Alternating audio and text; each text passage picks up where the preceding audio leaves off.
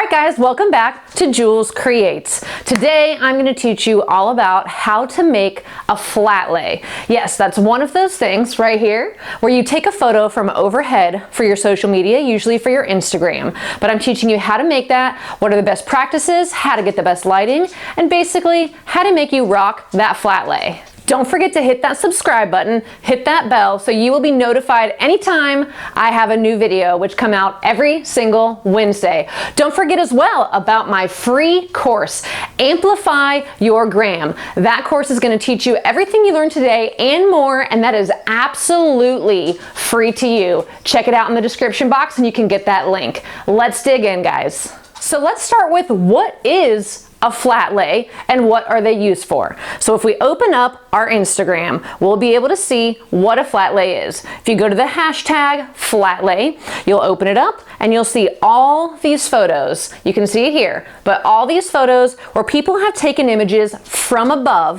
the object they're shooting is below them, and they're stationing them, placing them, however you want to say it, in an aesthetically pleasing way.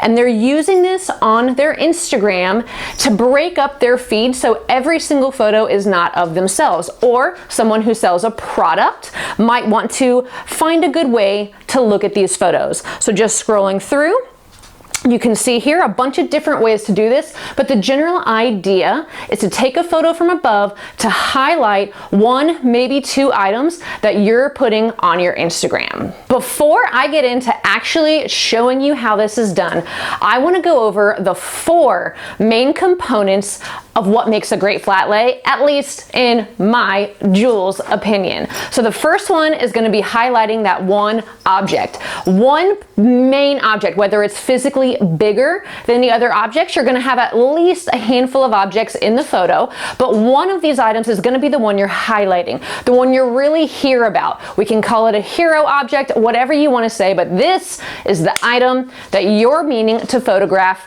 for your Instagram. So we have that one hero item. That's our first part. Second part is going to be complementary items, smaller pieces that might complement that hero item or just other things that fit in your photo that you like. Here's an example of something I've done. I'm highlighting the essential oil, but I just have some fun things around my house complementing that item and kind of showing who I am as a person. All right, number 3, that third one is texture. We want to have some sort of texture in that photo. What do I mean by texture? I'm not necessarily just meaning something that's physically has texture. You can create texture in a couple different ways. We can add a couple shavings of, I don't know, carrots. If it's colorful and you want to have food photography, add some shaving and carrots. Those little bits of carrots would create texture. A fabric can work. Anything along those lines that's going to create some sort of depth, if you will, not physical depth, but it's adding something to that photo. Here's what this looks like. All right, our fourth thing that's going to make this one of the components of a great flat lay is actual depth of field.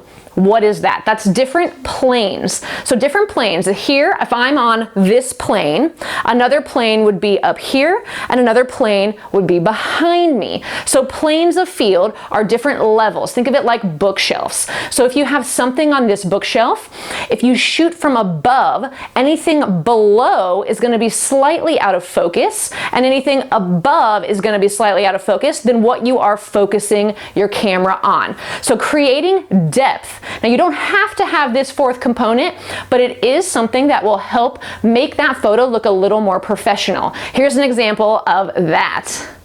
All right guys, now that we know those 4 components, let's move on to actually taking a flat lay. I'm going to take you with me on this journey. So let's get started. I have a couple items right here. My first one, a little Funko Pop that looks just like me, courtesy of one of my clients. This is what I'm going to be photographing today.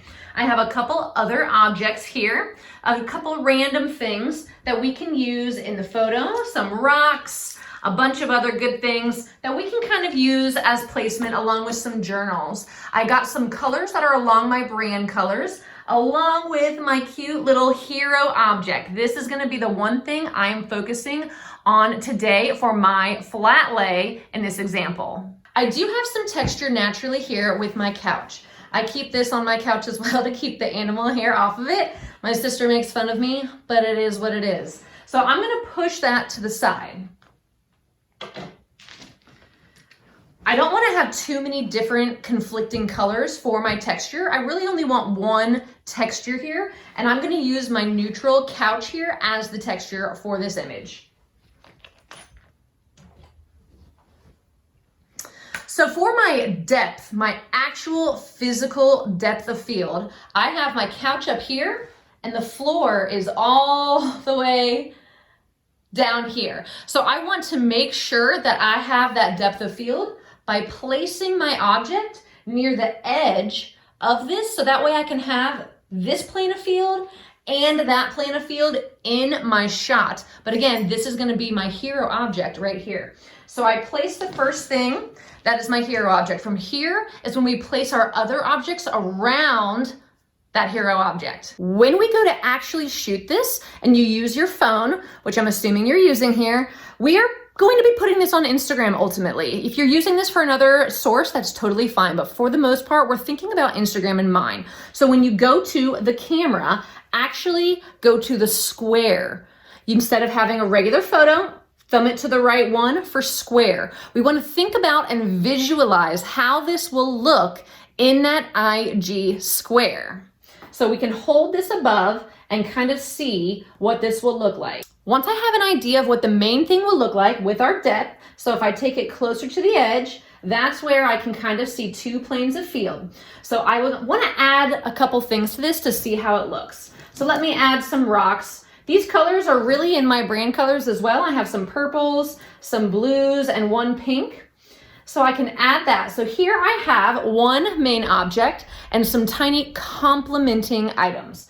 So if I go above this, I tap again on the brightest thing in the photo. I want to make sure I get that exposure correctly. So I will bring it down a little because per usual, like in real life, my face is blown out.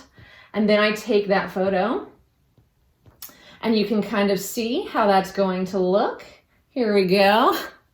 It's changing it up here, but you can see that's what that looks like. And then you can move it around. You can play with a couple different things. You don't want it to be too busy. So think about if I was to add all of these items, that's gonna look a little bit too busy. And the goal here is for simple. Simplicity is always gonna be a little bit easier on the eye. So if I add in every single one of these things and take that same picture, oh, my cat's making an appearance, although that does make for a good photo. If you can keep your animal's head in the photo, it actually looks really cute. But that's not what we're going for. So let's aim to see if we can get that final photo, the one we really want to use for Instagram. So I don't want to have this in here. It's a little too big for right now. I don't think I want these two little owls, but I do want all these little rocks because they are just freaking cute and they match my brand colors. So let's put them in here, and the window's right here. So it's casting a nice soft gaze on my objects. So I want to make sure I place this right. We also think about right angles. So here, if I have a right angle of the different side of the couch, I can place that at the correct angle. So it actually is a right angle. Make sure and not have too much light here. I want a little bit more of her with the rocks around her, kind of framing her. Let's make sure I get that right. Those cats are blocking my light. Perfect. And there we go. I think that'll be the one that I use, and I'll show you guys the final product.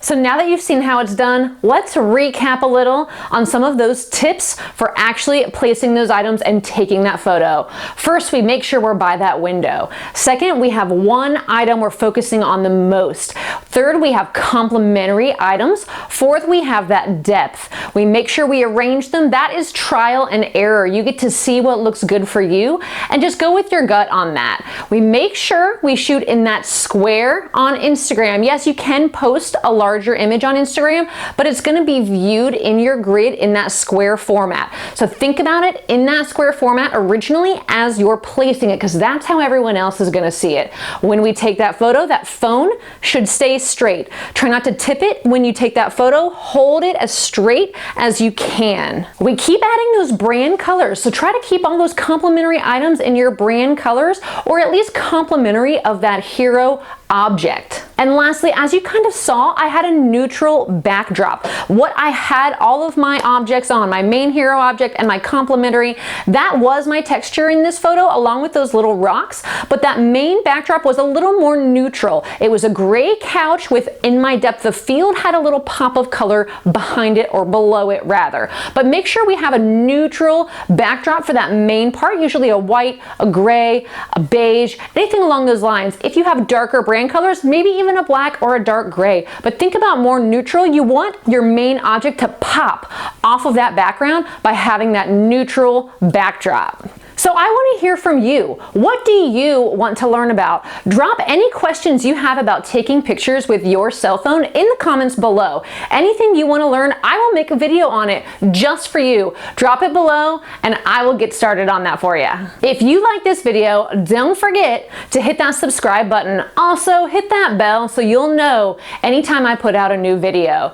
Don't forget about my free course, Amplify Your Gram. That is also free to you, 100% free. All you got to do is click the link in the description box and it'll take you right to that free course. All right, guys, I will catch you next week.